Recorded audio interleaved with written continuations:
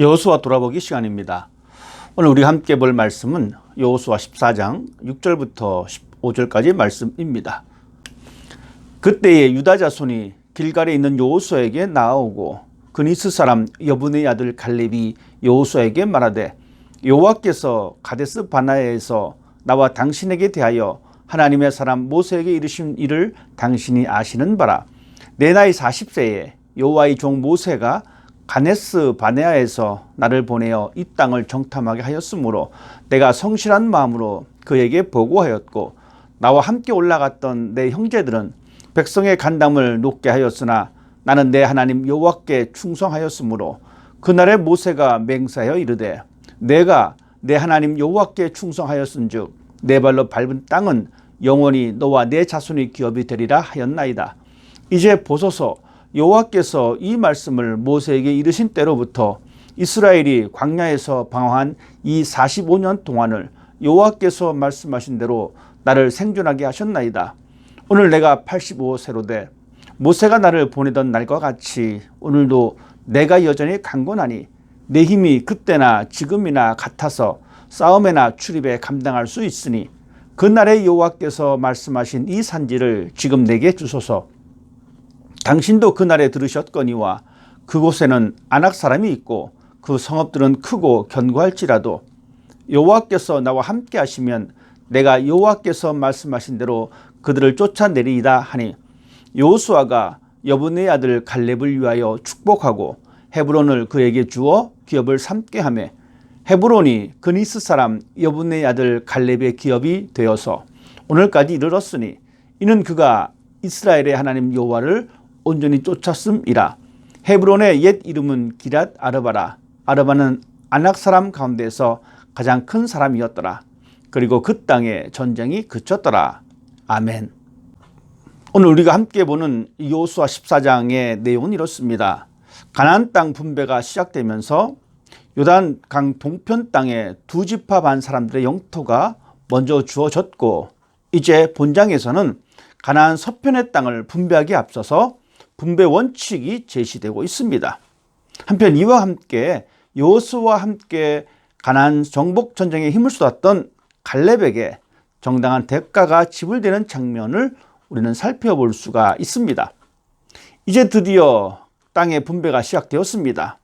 이 땅의 분배에 원칙이 세워집니다. 그것은 바로 제비 뽑기입니다. 가나안 땅을 분배하는 데는 각 지파의 이권이 걸려 있기 때문에 문제의 소지가 많을 수가 있습니다.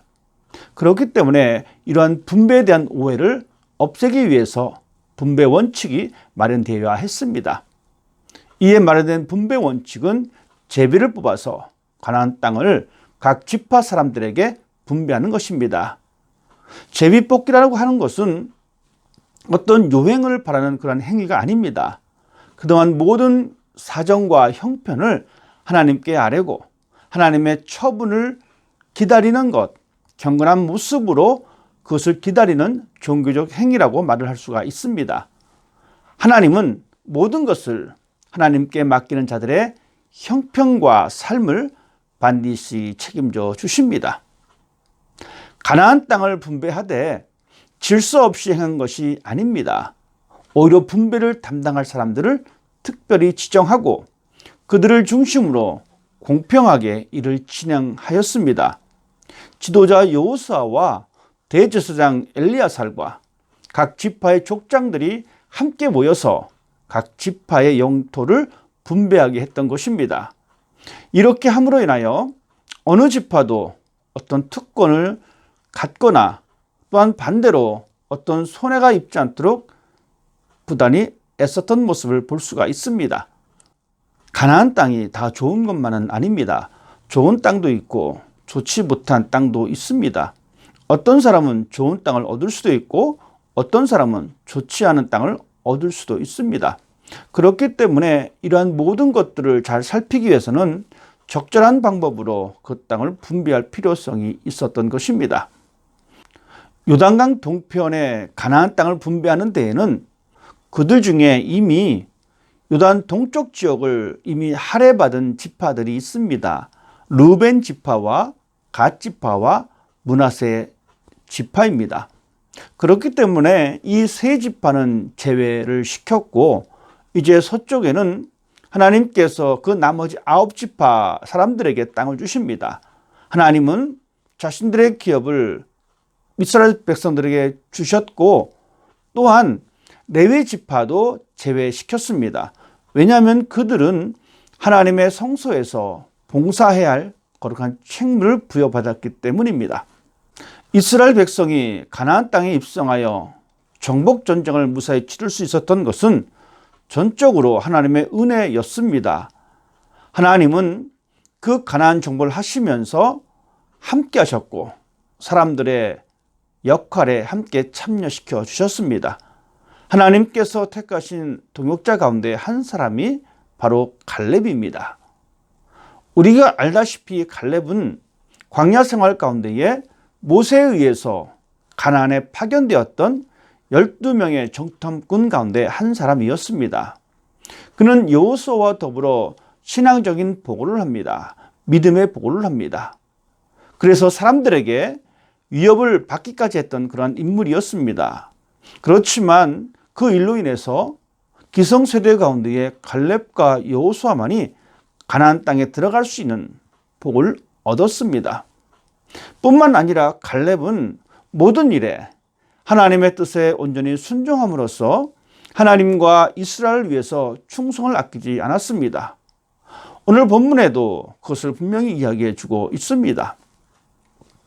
이처럼 자신에게 주어진 사명에 충실하고 하나님의 명령 앞에 자신의 의지와 감정을 접고 굴복시킬 수 있는 사람이야말로 하나님께서 기뻐하시는 아름다운 동역자라고 말할 수가 있습니다. 갈렙은 자신이 지금까지 쌓았던 수많은 업적들 또한 생명을 연장해서 가나안에 들어갈 수 있었던 이 놀라운 영광을 맛보게 된 것은 결코 자신이 능력이 있어서가 아니라 하나님께서 함께 해주셨다라고 고백하고 있습니다. 자신의 생명을 연장시켜 주시고 보호해 주신 것은 하나님의 은혜라는 사실을 그는 잊지 않았습니다. 그리고 그렇게 자신이 성공할 수 있었던 것은 그리고 후에 자신이 안정된 노후를 보내는 데는 하나님께서 함께 하셔야만 가능하다는 사실을 그는 인정하고 있습니다. 하나님의 은혜를 바로 깨달은 사람만이 감사와 소망이 있는 기쁨이 있는 삶을 살아갈 수가 있습니다.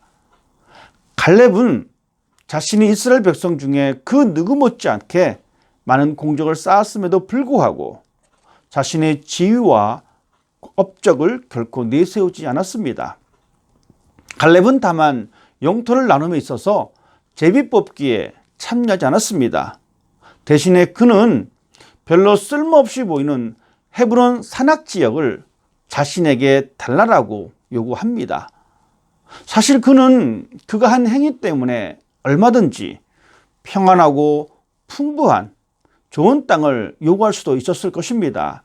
그렇지만 갈렙은 이처럼 다른 사람이 별로 관심을 갖지 않았던 헤브론 지역을 달라고 요구합니다. 이러한 요구하는 모습을 통해서 우리는 갈렙의 희생정신과 그가 하나님을 바라보는 그 신앙의 밑바탕이 있다는 것을 생각해 볼 수가 있습니다. 헤브론 땅은 가나안 정탐 때 이스라엘 백성이 그렇게 두려워하던 아낙 자손들이 거주하고 있던 곳입니다.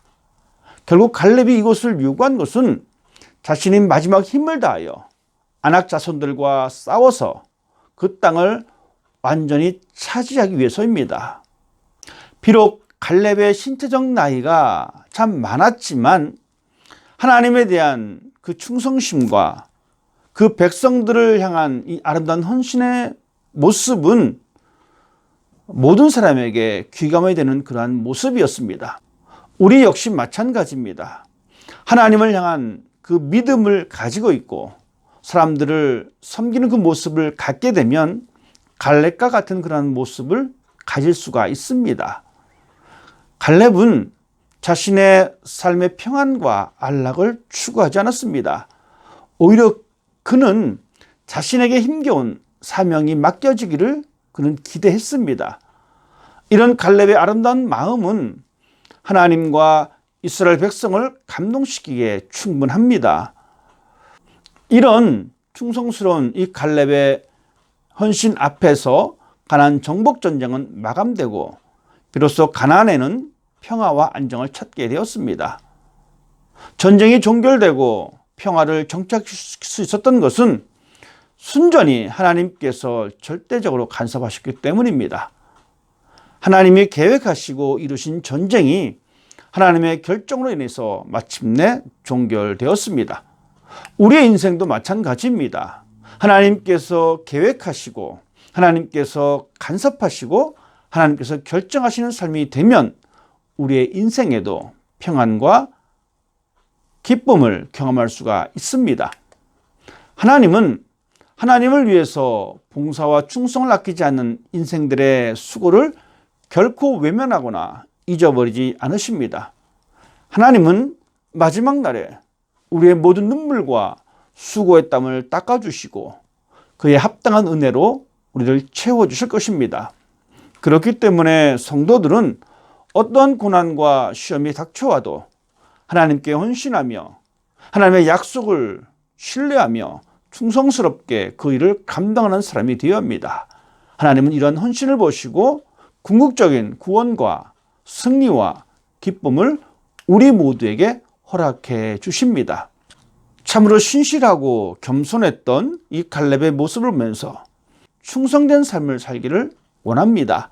이 삶을 통해서 하나님께서 주시는 그 약속을 누릴 수 있는 복된 삶이 되기를 주님의 이름으로 부탁을 드립니다.